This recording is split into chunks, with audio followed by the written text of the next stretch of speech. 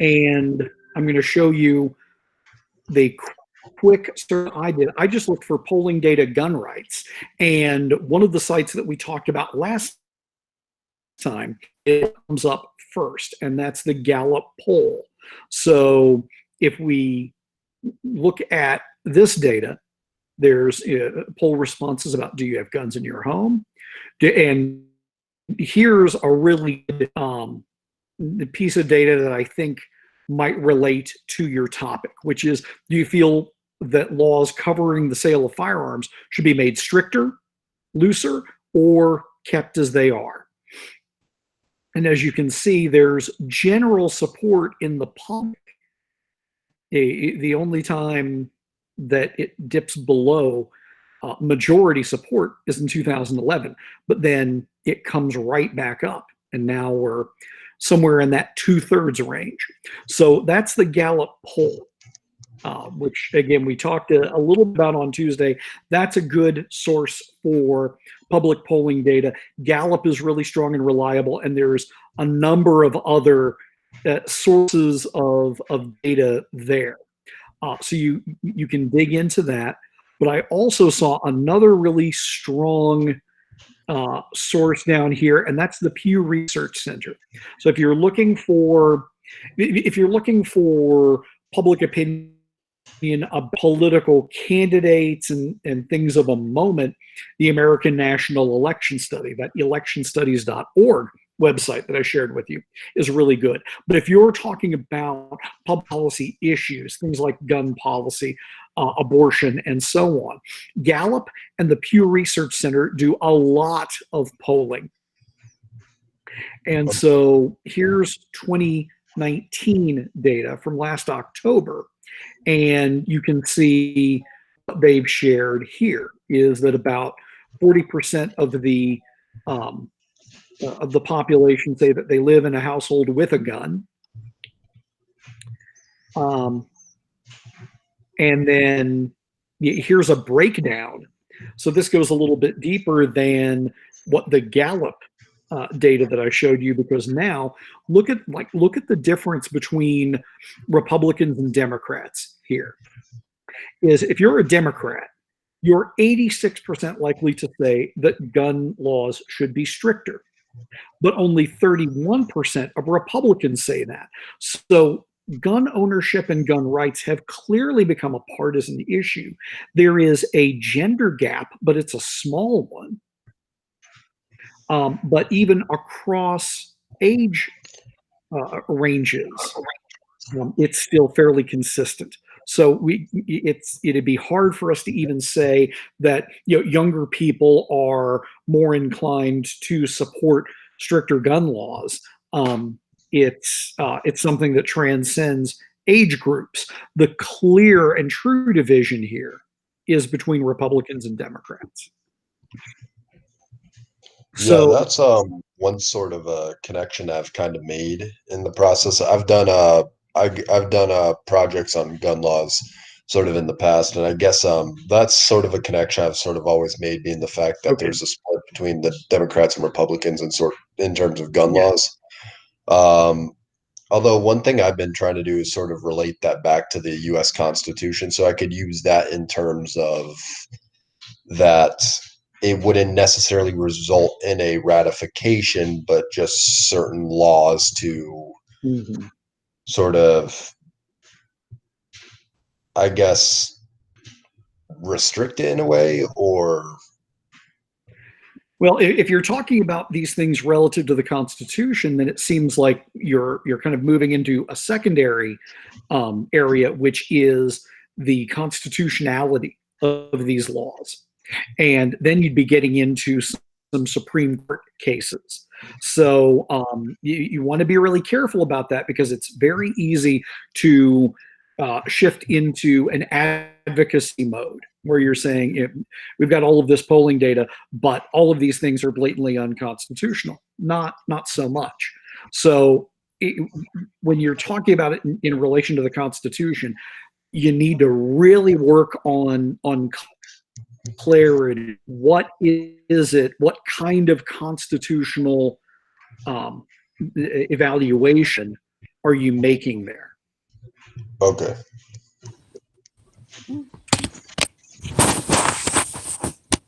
Yeah. Good question.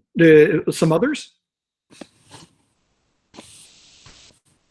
And if you don't have a chart or graph for us to look at, that's okay. If you've got questions, generally speaking, because tomorrow is our paper due date. So if you've got questions like John has, go ahead and bring those up now.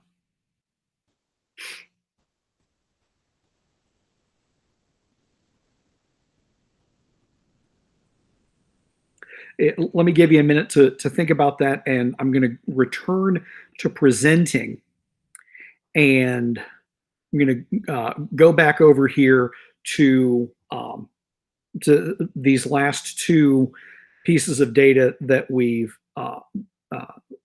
looked up, so that we can do a bit of an exercise in data analysis. So let's start with this Pew Research chart that I have right here. And this is obviously a bar chart, but it's a bar chart. It's actually multiple bar charts combined into one. And I really like how they do this, because what you can see is they've managed to put a lot of different information into one compact area. You've got your totals and you've got breakdowns by party, gender, age, and education.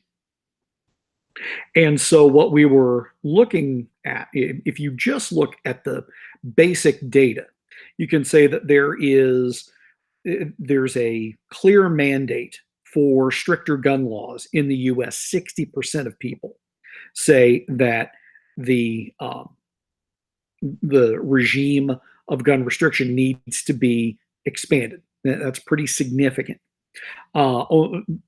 Just under 1 in 3 say that the strictness of the gun regime is just about right, and only 11% of people say that we should loosen our gun laws in this country. But clearly, when you move down here, you can see the big division. And because of the color coding of bar charts and how they've done them in a range, so you can see from the left to the right, yeah, each one of those bars is the same length. So they should equal up to roughly 100%. And then the shading in the bars lets you see the differences. So it's a really quick presentation. And obviously, the big change here is in partisanship. And even what we can see is among Republicans, there's division.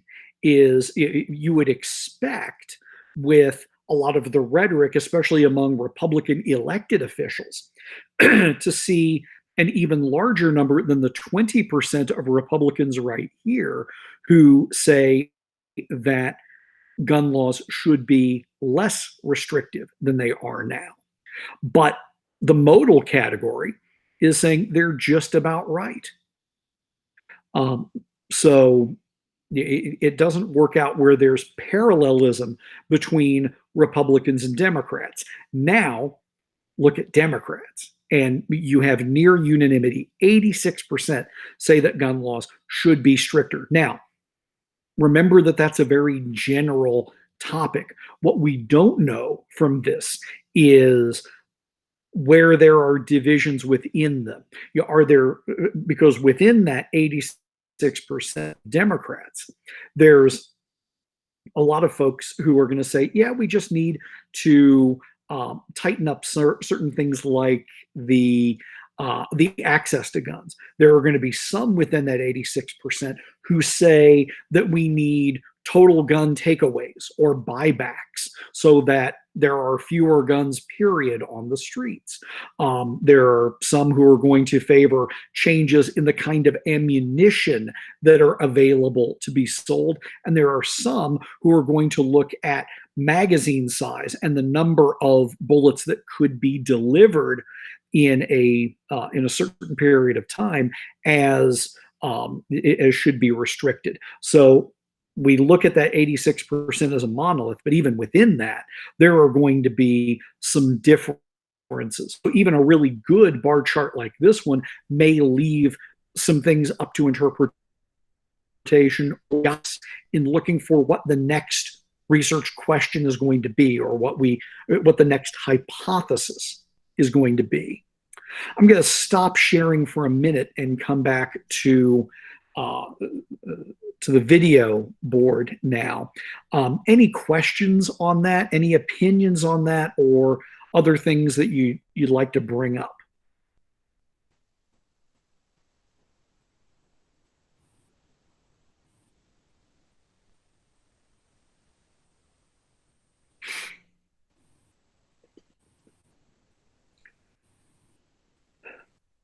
Okay, then let me ask some specific questions.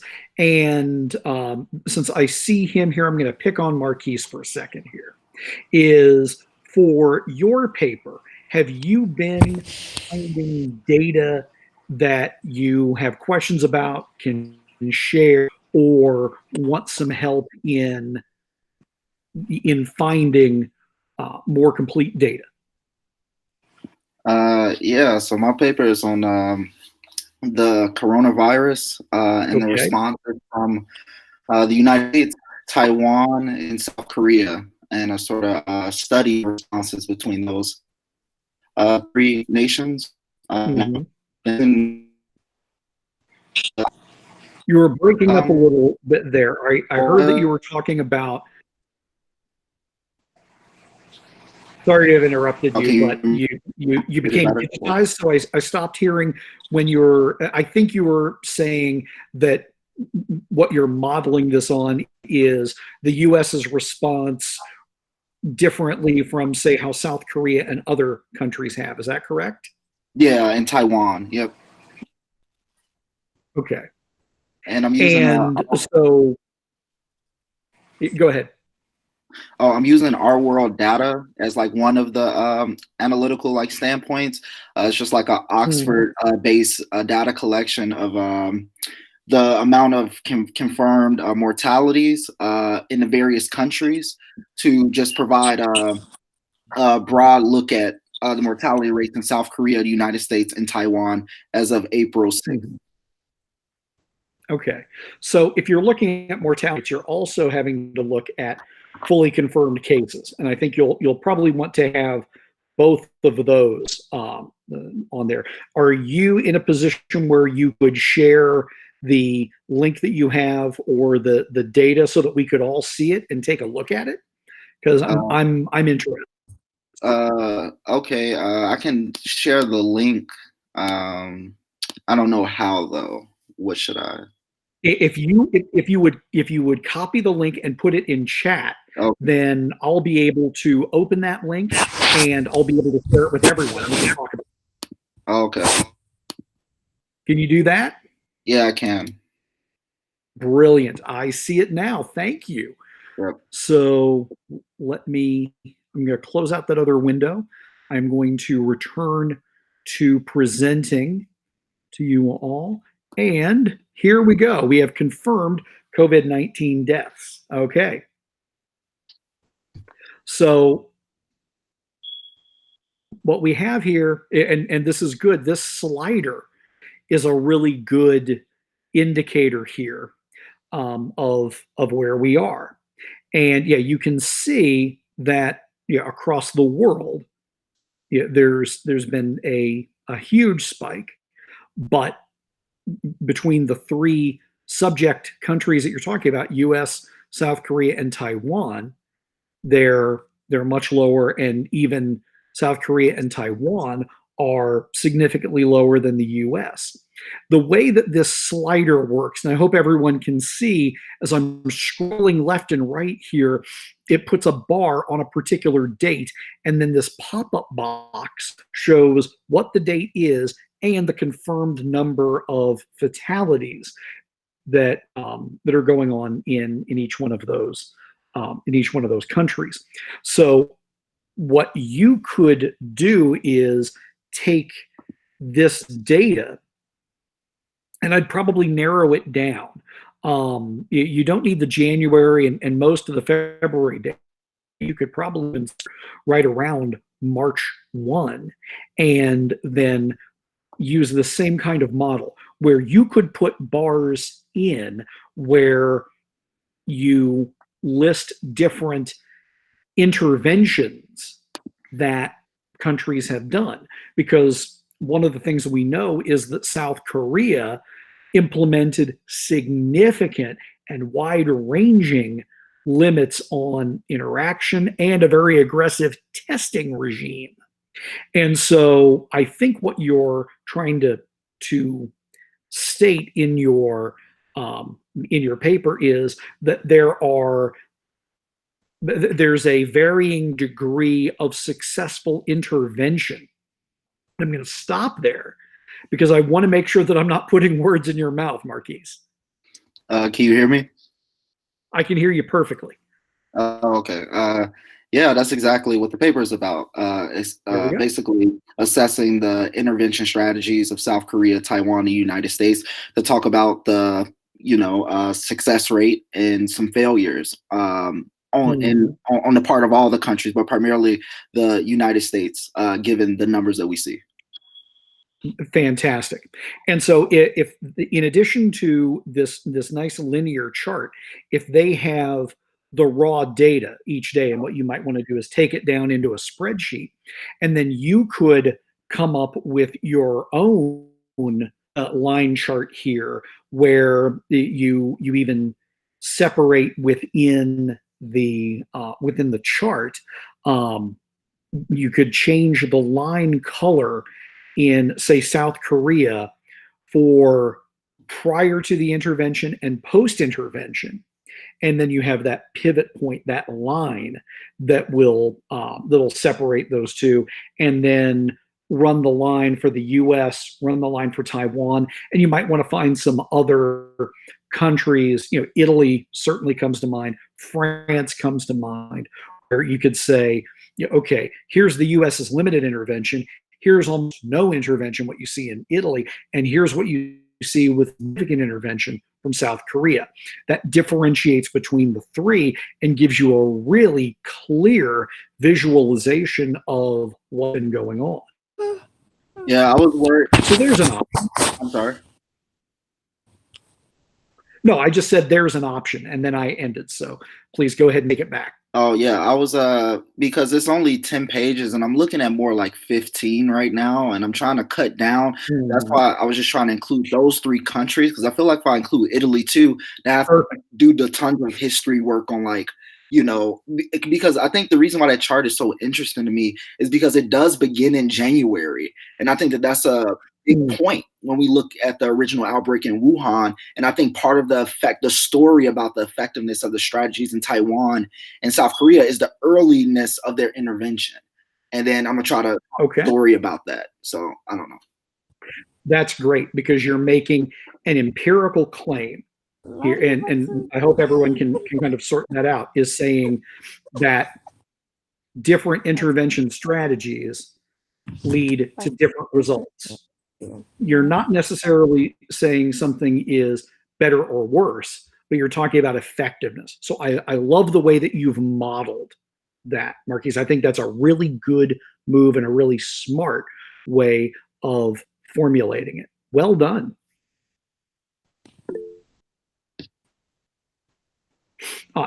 Summer's asking a question in the chat about, we're only supposed to use data and charts of the paper. And the answer is both. Is you'll use books, peer-reviewed articles in research journals, and so on. So you'll kind of do both. Is your literature review will look at whatever information is out there that's already been published. But then from them, there will probably be data, charts, and graphs that you'll want to include. And the other part of that is that when you, and I'm really glad you asked this question, because this is an important one. As you talk about the graphs and tables and charts in your paper, what you really want to do is the text of the paper is only text. At the end of your paper where you have references, that's the appendix. And the references list are part of the appendix. Another part of it, usually after the appendix, is the tables and charts. So if you find something online, like let's say that you have this COVID-19 data that Marquise has been sharing with us, you'll want to screen cap that data, and then you will want to copy it into your paper at the in that appendix, and you'll number them sequentially. So you'll have table 1, chart 1, table 2, etc. And you will put a reference in your paper saying table number X should go about right here. And then you'll reference that table in the text because you have to briefly summarize and explain what that table or that chart is saying. You'll take that kind of strategy forward. Now you may have some more questions about that. Let me see if I can find, excuse me as I stall here, an example from a paper that I can share with you so you can see how that looks.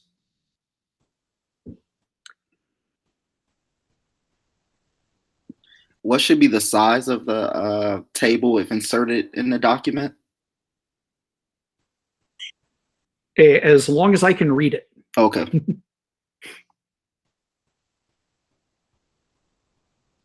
Needs to be the that needs to be the controlling factor. There is that the reader can see it, understand it. Let's see here.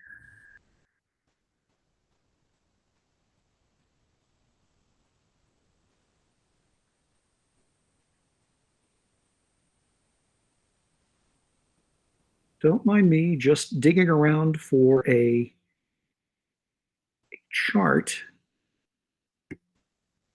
Then I'm having trouble finding it because I actually want to bring up a paper. And let's see here. I should be able to do that. State legislative campaigning. This will be a good one. Sorry, talking to myself.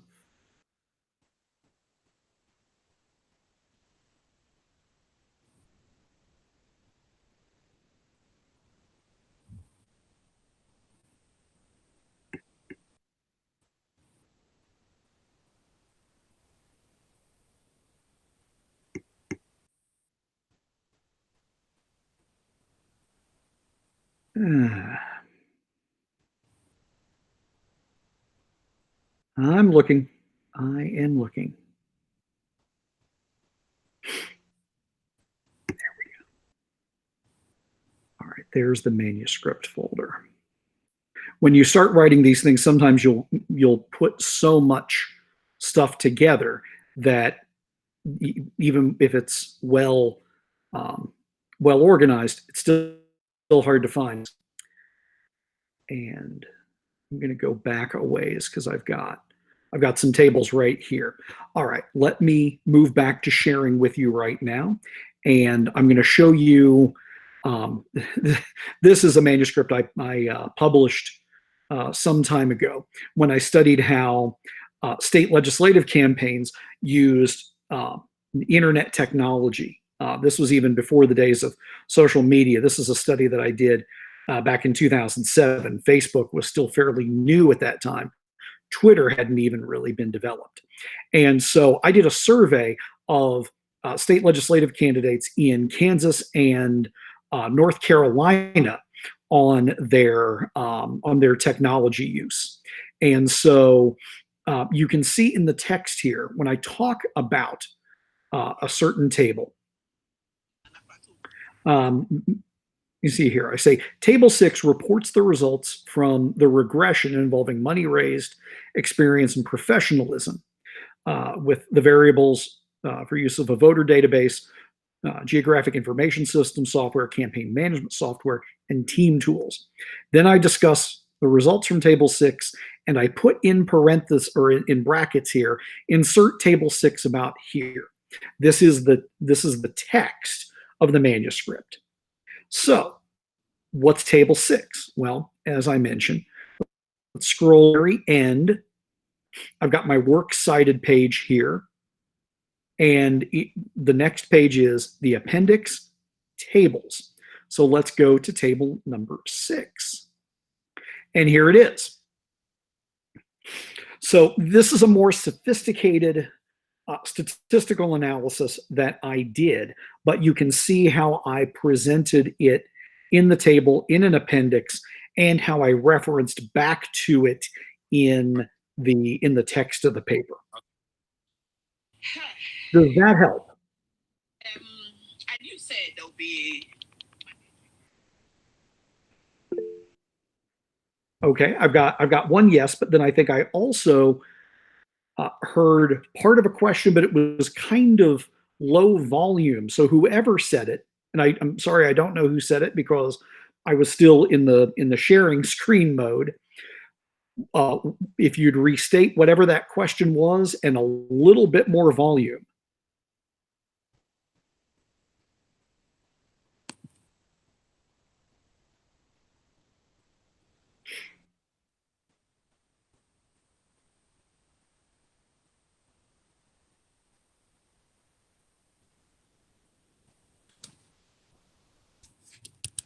And in trouble unmuting a mic or sharing something, you can always move that over to the chat,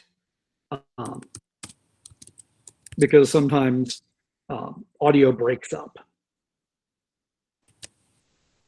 So I'm going to stall for another moment to give any. Here we go. There is no maximum citation. It is as many citations as you need. And remember that don't link them up to a minimum number. You're making some sort of factual claim or you're referencing someone else's work to advance your thesis, you need a citation. Let me go back to the manuscript, and it was a fairly it's fairly light on citations because what I used was original data that I collected. So the paper that I shared with you on state legislative campaigning is going to have a fairly low number of citations, and I'm still here. We can do a quick count. It's 3, 6, 9, 15, 18, 21, 24, 28. So that is, and again, that's a fairly light number of citations because I collected a bunch of data personally, so that didn't need to be separately cited.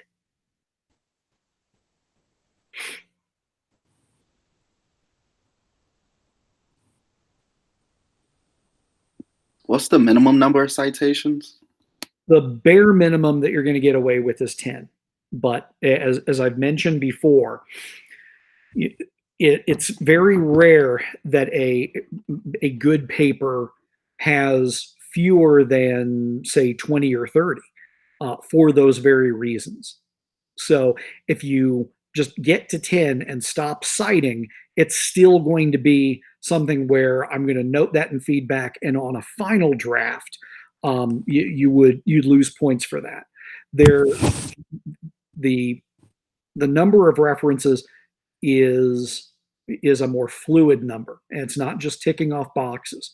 It's about making sure that every factual claim, every external source of data, and every other person who has done research in this area and shared knowledge about it is credited, so that it doesn't look like it's you taking on that work as your own. So that's why it can be a widely ranging number.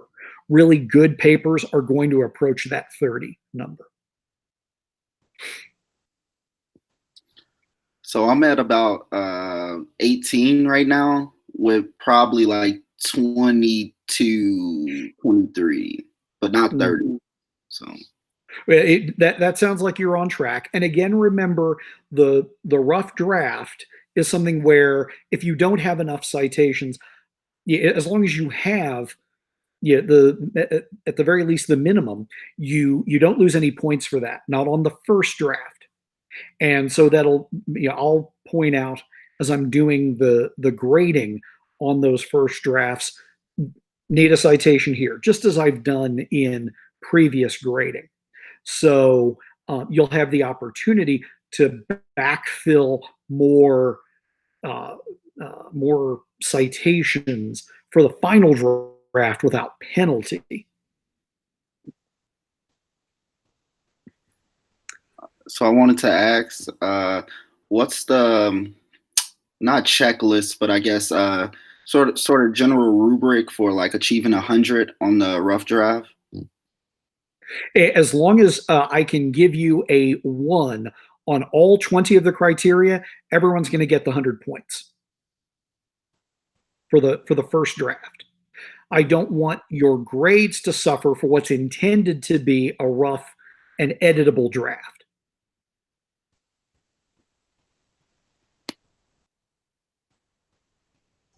Okay.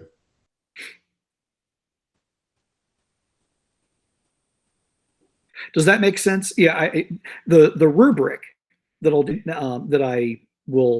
I'll fill out. Let's say that you have a 55 on the first draft. Well, that would lose you points to be the start. So I don't think that that's necessarily fair. So you're going to get full credit for for a draft that that you submit. You can use news articles, but make them no more than a quarter of the sources that you use. And yes, the whole point of this first draft, to answer Summer's question in the chat, is about giving you as much feedback as possible. So you will use a variety of methods because I'm having some computer problems. I was hoping to be able to use the same Turnitin suite, but it may come down to me downloading them using track changes and comments and then uploading a new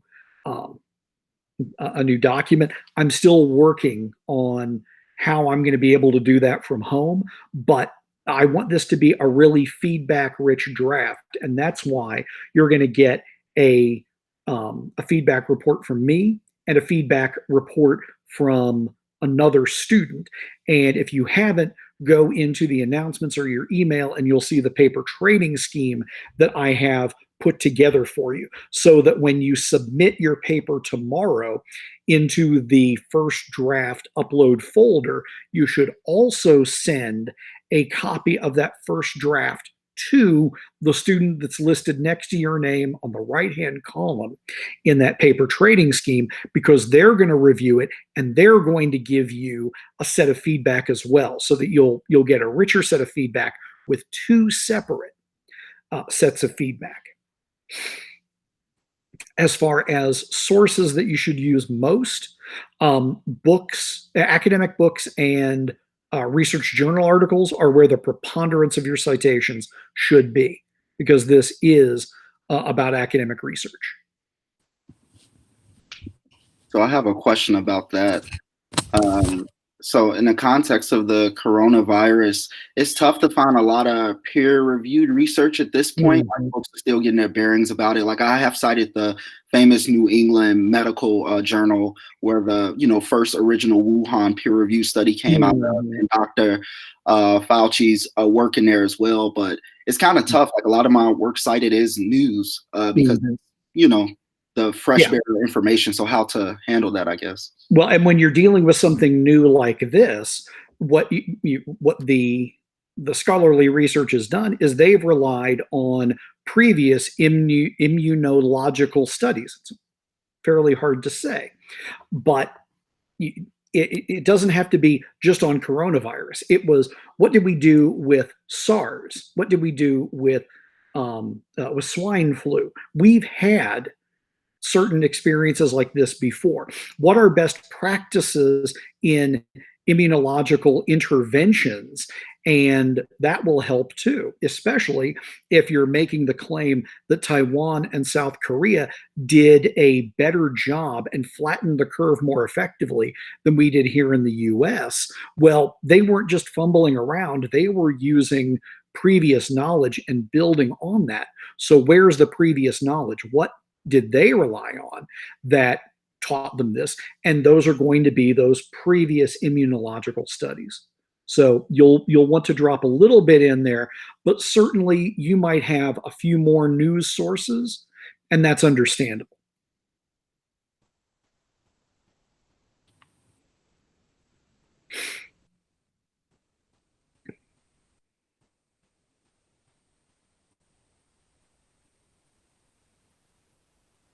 All good questions. Do we have some more or any follow-ups to things that I've already talked about? No, I think everything you said is just sort of clear so far. I'm trying. I know it's really hard doing this virtually, so I appreciate all of your patience as we work through this new environment, and obviously I'm trying to do what I can to reciprocate in that too. If we're in uncharted territory, and we'll work through it all together. Yeah, of course. It's just it's an adjustment, you know. I hear you.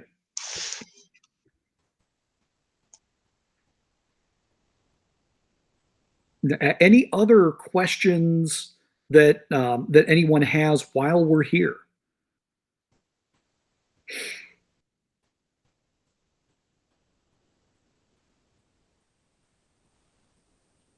I'll just talk for another minute and give people an opportunity, if they're trying to put something into the chat or to unmute their mic.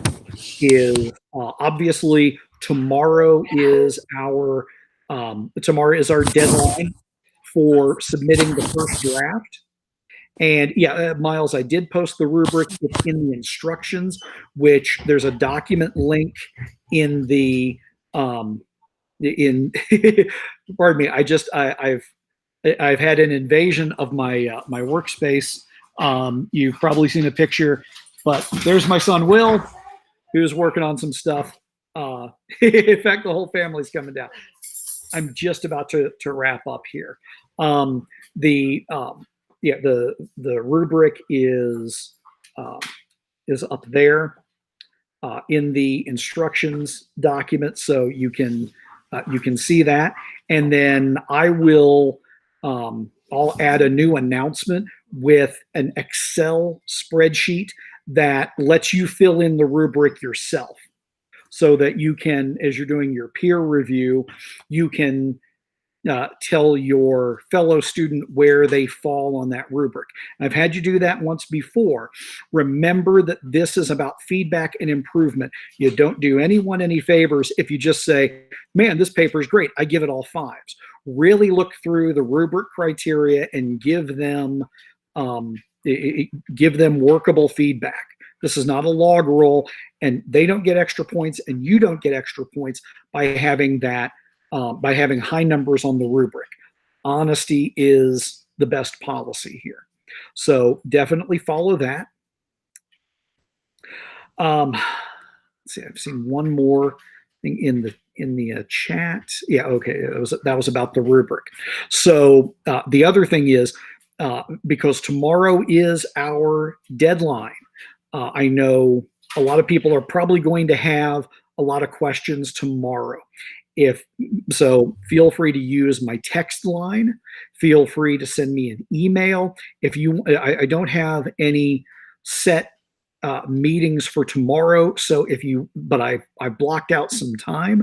So if you need a last minute consult, just because we don't have the formal stuff in place, don't be afraid to jump in there and say, hey, I got a question. I need a couple minutes with you. I'm here. Let me help out with that. It can be via text. It can be via another video call like this. But I want to make sure that you get your questions answered. So don't be shy about asking for help the rest of today and tomorrow. Okay? I will take that silence as a yes. I can see that we're getting close to the end of our scheduled time for today. So let me take one last round of questions if you have them.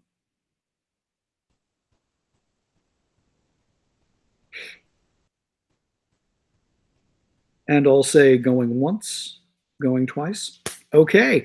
I hope everyone feels ready, confident, and prepared to get things finished with their first draft that'll be due tomorrow. I will return your time to you. And good luck, everyone. I can't wait to see your first drafts.